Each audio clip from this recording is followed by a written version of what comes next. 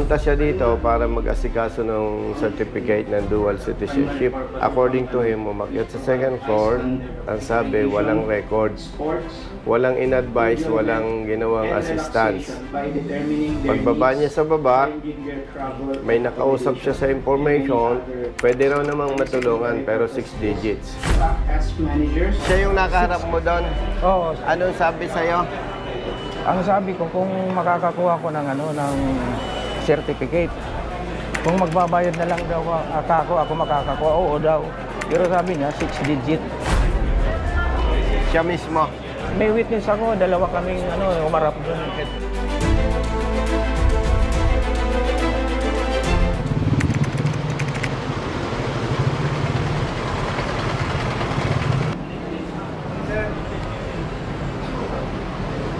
Kuya, ano, may kasama ka ngayon? Si Kuya, iniintay ko, nagpa-parking daw. Ay, yung documents mo, nasaan? Andun sa kanya. O sige, hintayin natin. Brother, diretso na kami ha. Uy. Ikaw, kuya. Okay. Thank you. Thank you. Thank you po. Brother, dito ka ba? Pakisabi kay attorney... Anong pangalan? Chief of Staff? Pakisabi, nandito ako. Hindi ko napapakyatin to. May kukunin lang kaming document. Sige, pakisabi. Thank you. Kuya. Dito ka lang ha. Opo.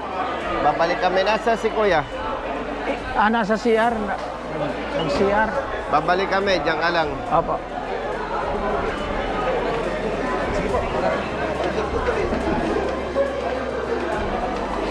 Si attorney, nandyan? Sir Biado po. Yung babae, oo. Hindi po siya Cardo Silva.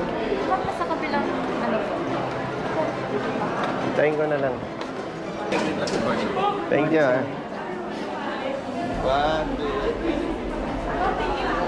Misis ko pala sir, Buseta. Ha? Buseta, iba nga lang spelling sir. Ay, taga saan? Batangas po, Batangas. Kamag-anak ko yun. Kasi yung... Tiyan mo yun... Anong ipiliado misis mo? Buseta. Ano spelling? B-U-C-E-T-A. Kasi yung... Mahirap na pamilya kami. Mga hindi nag-aral. Iba-iba ang spelling. Kamag-anak. Meron ang Z sir eh. No, kamag-anak ko yun. B-U-C-E-T-A. Buseta. Yung anak ko nga sir, nahuli po ng sir, enforcer. Pero hindi naman na sinadya. Humingi naman siya ng sorry. Kita yung patigil sir. Kano naman si Colonel Buseta? Sabi niya, mga kamag-anak ko. Kamag-anak ko yun kasi hindi na pag-aaral Sige eh. sir, sa sunod ako nang ulitin. Ayun, nakuha naman sana. Thank you ha. Nasabihan mo na? Yes sir, yes sir. Sandali. Sige. Attorney. Kasama ko yung senior citizen. Oo. Hindi ko pinakyat. Yung last time na inassist ko ninyo. Hindi ko na pinakyat, nasa baba. Okay na raw eh. Okay na raw po. Di ba mag-o-out pa siya? Para mag-compliance po ata yun. Bababayin natin sir. Pasok mo ako. Sige.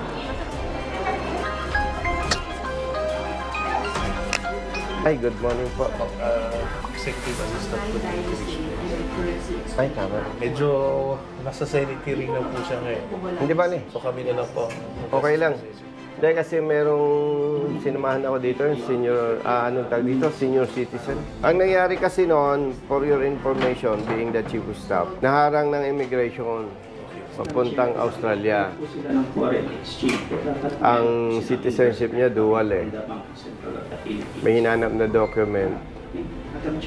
No, pero yung passport niya, Australia. Australian passport. Australian passport, na-present niya. Yes. May hinanap sa kanya yung document. To cut the short, di siya nakabiyahe. Pumunta siya dito para mag-asikaso ng certificate ng dual citizenship. According to him, umakyat sa second floor, doon sa concern office, ang sabi, walang record. Walang in-advise, walang ginawang assistance. Pagbaba niya sa baba, may nakausap siya sa information, pwede raw namang matulungan, pero 6 digits. So, kaya, humingi ng tulong sa office ko. Last time sinamahan natin, no? At inasikaso na dito yung documents. Bumalik kami dito kasi may advice. Ngayon, hindi ko na pinaakyat kasi na-stroke eh. PWD. Eh kung papakyatin ko, napakahirap para sa kanya. Nakaano po siya? Nakatungkod lang. Kaya sabi ko kung ano pa ang requirement, anong kailangan, yung personal concern, baba na lang doon sa ground floor. Sige po. I-assist na lang namin sa baba po. Pero kapag kinatawag yung church sa concern. Could you know kung, sir, kung ano po yung hinihingi na official document sa kanya nung... Ano, yung certificate ng dual citizenship niya. Eh, sabi niya, that time, hindi niya dala yung passport, Philippine passport. Okay lang na na-hold siya. Ngayon, na nabanggit ko sa inyo, kaya humingi ng tulong sa office ko. Pagpunta dito, hindi siya in-assist, hindi siya in-entertain, hindi sinabi ang requirements. Pagbaba sa information na baka sakali, pwede raw naman. Basta pagbibigay siya, 6 digits. Sino kaya yung kausap? So ganda kung ma-pinpoint niya kung sino. Oo. Para ma-identify natin talaga kung sino man. Kasi ano po yan, sa baba, halo-halo na po dyan sir, yung mga tao. May employee at saka may mga hindi employee.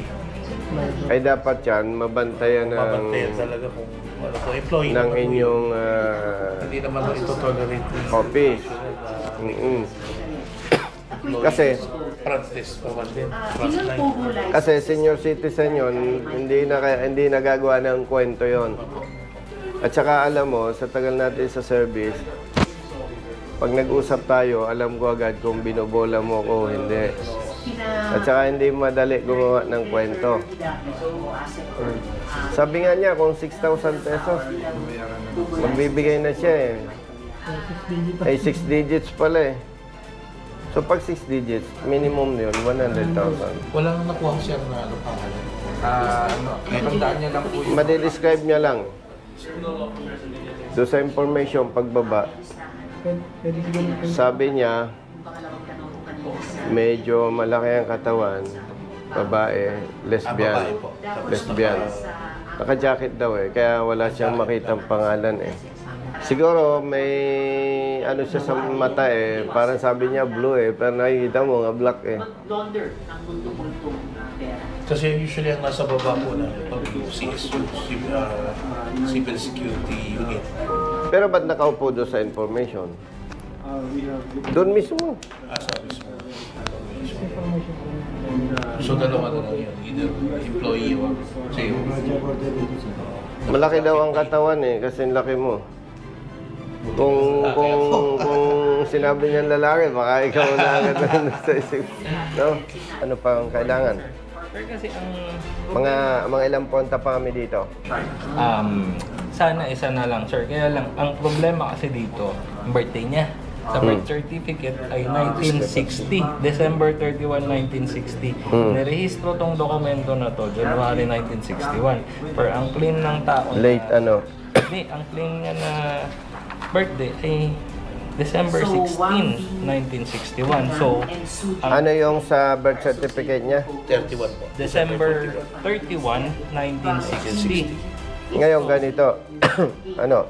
Ang Kasi yung mga kanina lang may kausap akong kamag-anak ko eh. Ang spelling ng apelyido ng misis niya, B-U-C-E-T-A. Yung mga kalahi natin noong 1960s, hindi sila masyadong aware sa date. Di ba? Pati spelling. Ngayon, ano ang dapat gawin para ma-resolve May yan. attempt na gumawa. Kaya lang nung nag-affidavit kasi nung una, sir, ang in-affidavit niya ay place of birth. Wala problema place of birth niya. Ay, tika, dito ginawa yan eh. Oo nga, sir. In-assist siya. Kaya nga sabi ko, sir, dapat inayos na kaagad to. Kahit naging date of birth na lang to.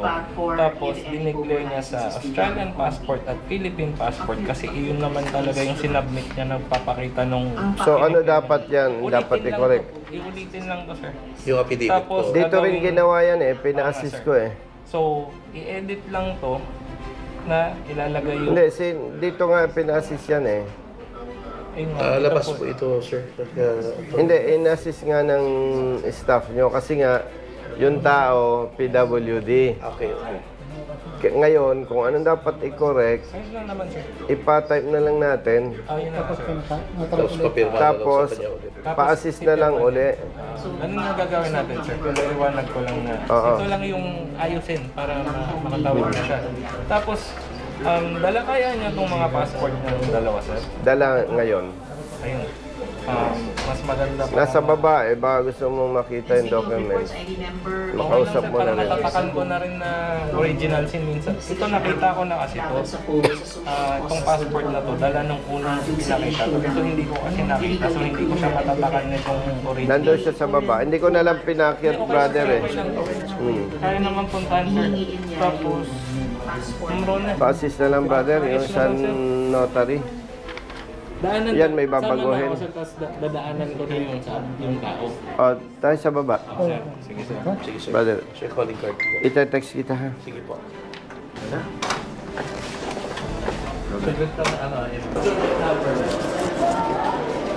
Philippine passport. Ay, sir, good morning po. Good morning. Andyan yung Philippine passport Nasaan ko, yung sir. Philippine passport Eh, niya? yung luma. Oo, sir. Yung Australian. Naiwan mo dito yung kay attorney. Yung Australian passport daw iniwanan, ba't wala dyan? Andito, sir. Ang hinahanap ko lang ito. Nandyan yung Australian passport niya, yung Hindi, original? Copy lang, sir. Kaya ako siya tinatakan ng... Hindi, nasaan yung Australian passport niya? Naiwan dito yung Lunes oh.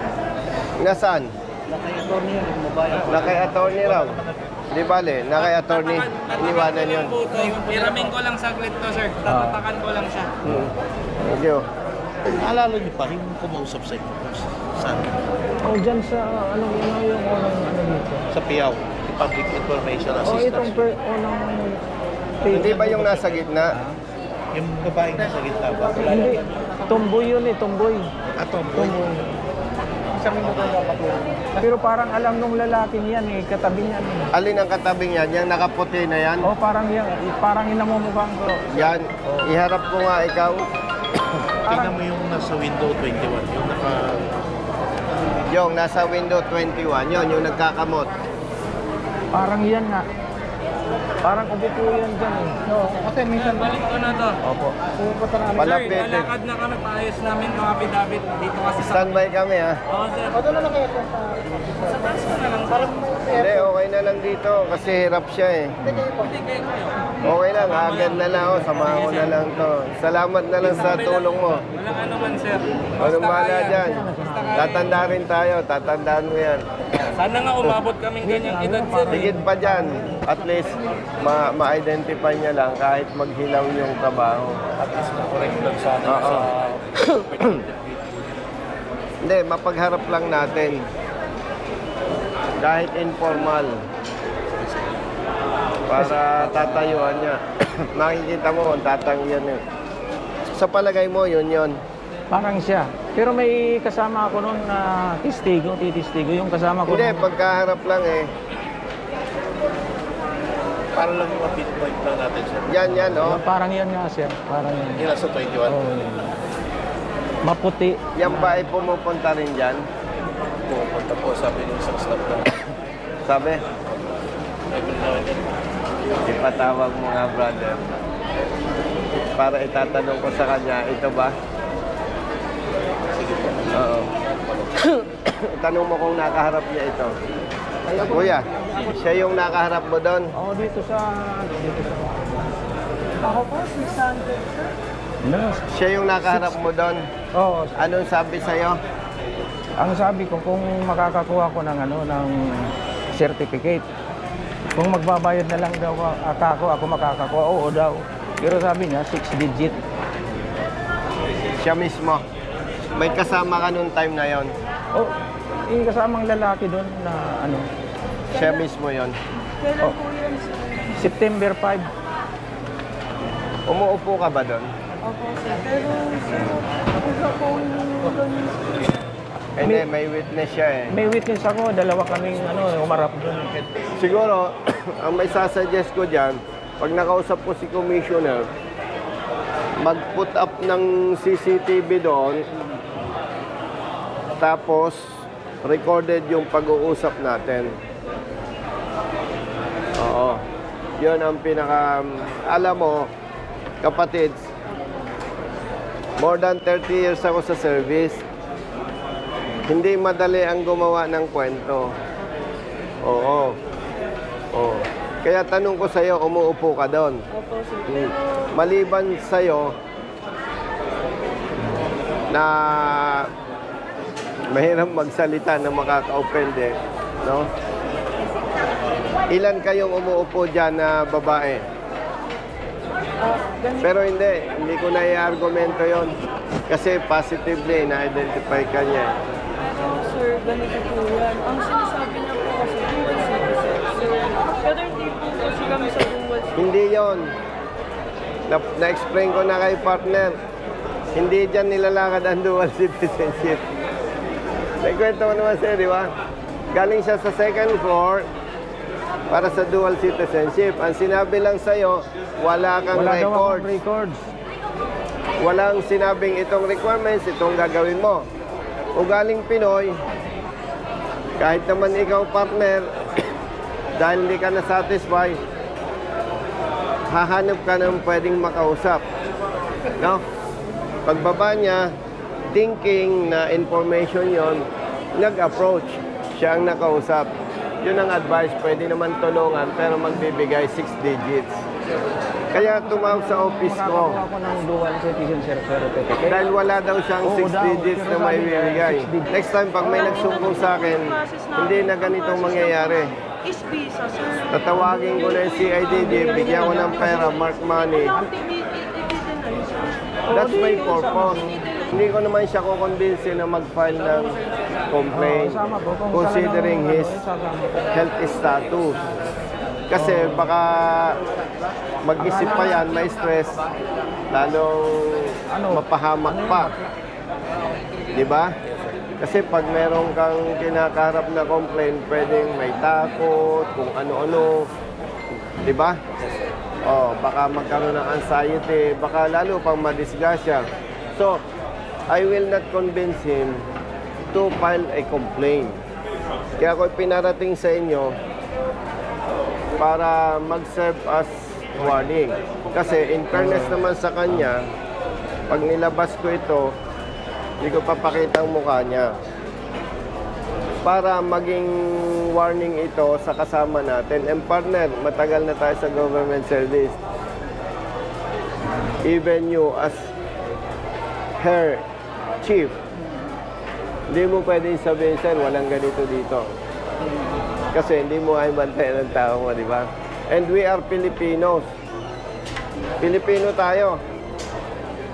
Alam natin ang isang ang nagpapabagsak sa ating gobyerno, yung corruption eh. But by the way, I'm not saying na totoo yung aligasyon nitong PWD.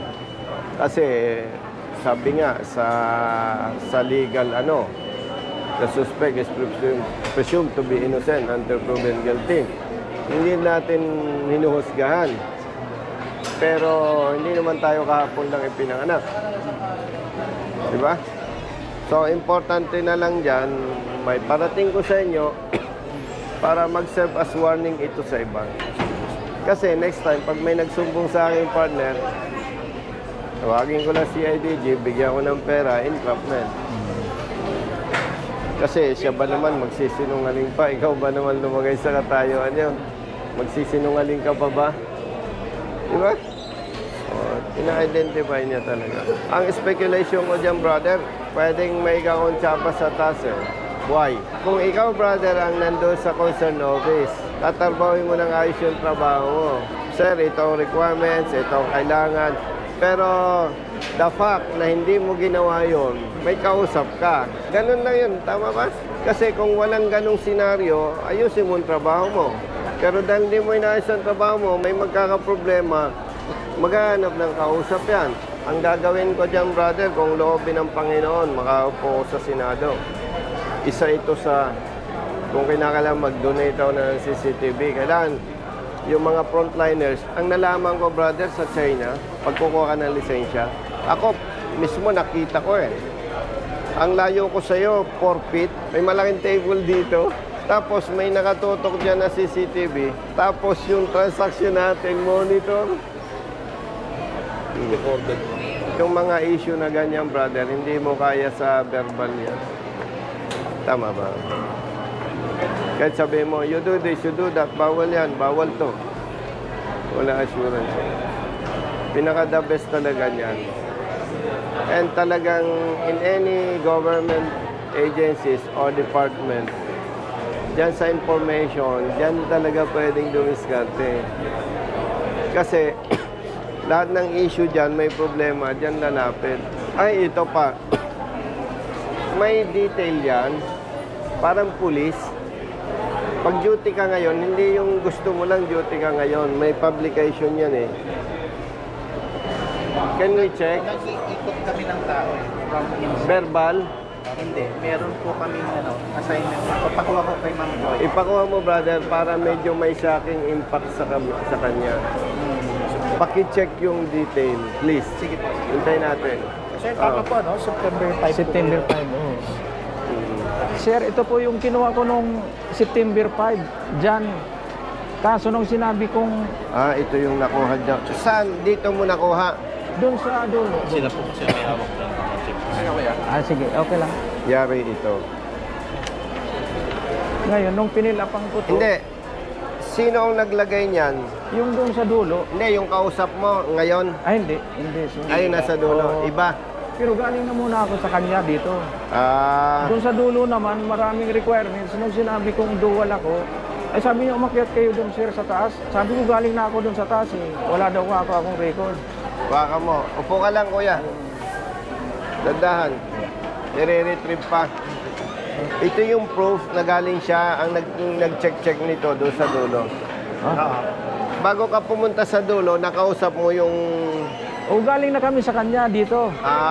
Nung binigyan ako ng mga requirements doon sa dulo, sinabi kong, ay sir, dual citizen ako. Ay sabi niya, doon ka sa taas. Sabi niya, galing na ako doon sa taas eh. Galing na siya sa taas. Kasi ito yung date sir sa likod. May date ako dyan yung September. September 5 nga. No? Bale, yung personnel na umuupo dyan under your office. Yes po.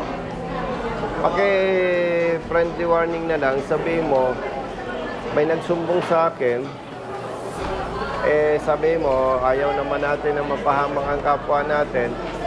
Sabihin mo, pinag-usapan natin, which gagawin ko naman talaga, once na may nag-complain sa akin, ipa-entrap ko sa PNP. Oo. Sir, basahin mo muna bago mo pirmahan ha. Ang tama, yung nasa dalawang passport mo, December 16, 1961. Kung okay ka na dyan, sir, ano siya ulit. Kaya dapat, Dahil buo na siya, pwede na natin siyang madaanin doon.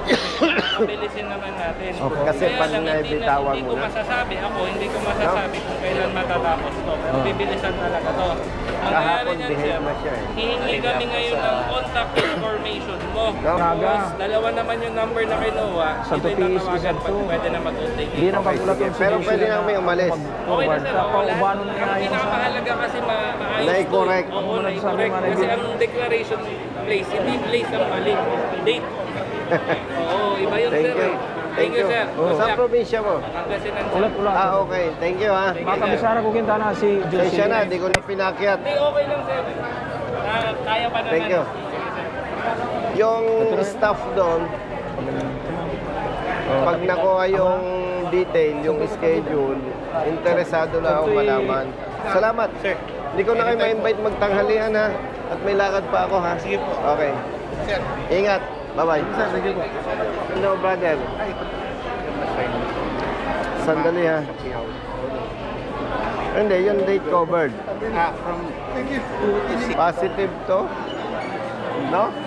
Kung sumala sa date, pwedeng...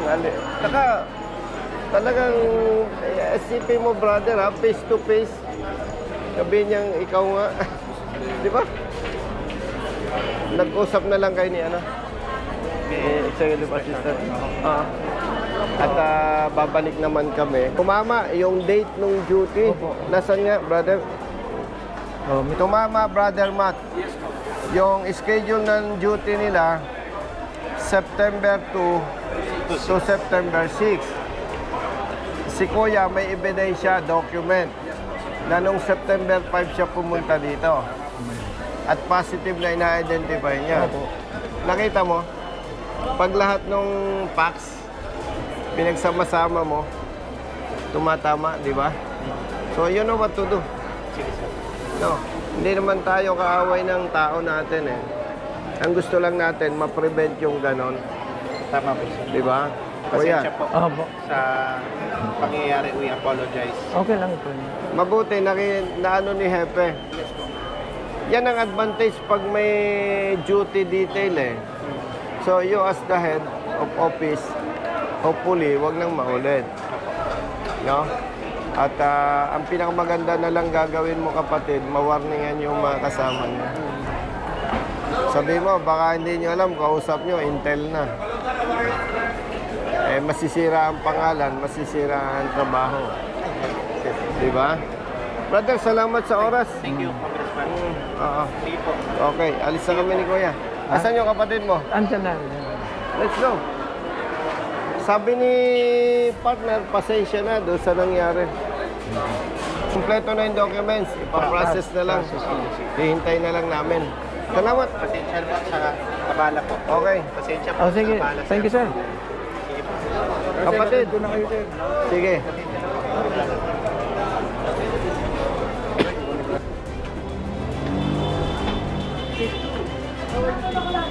May inayos lang doon sa affidavit. Pero yan, good as okay na lahat. Salamat sa Kami na lang ang tatawag sa inyo. May kutak namin mo kay...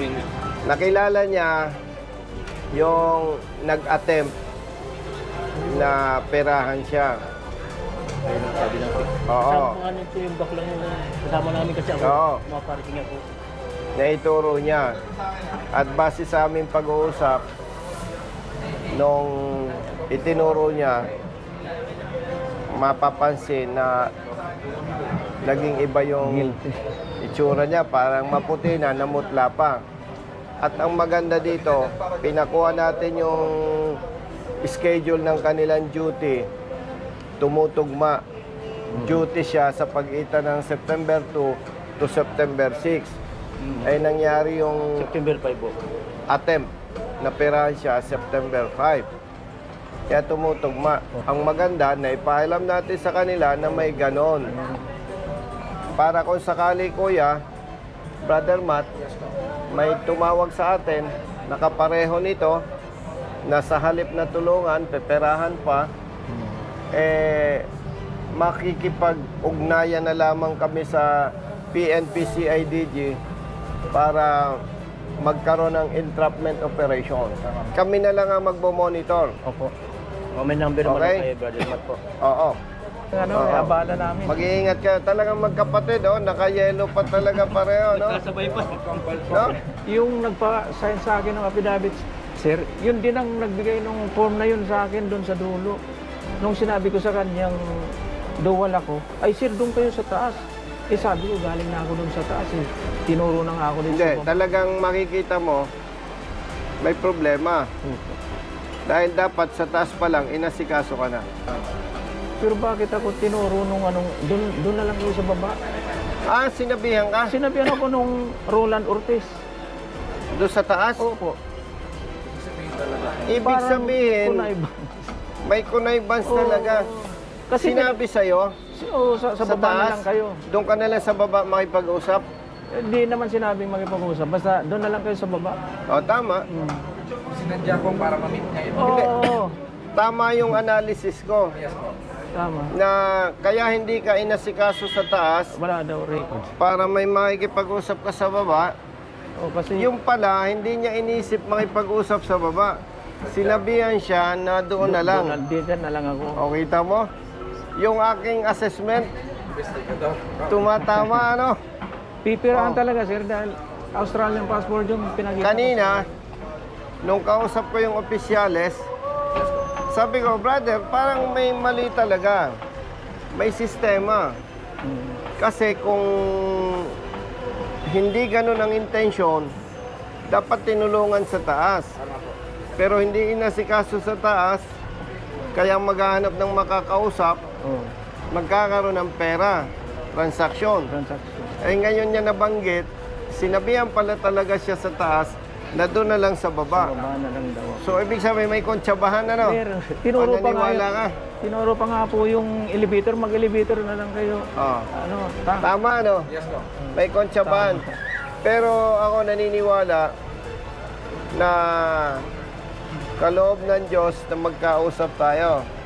Alam mo bakit? Kung hindi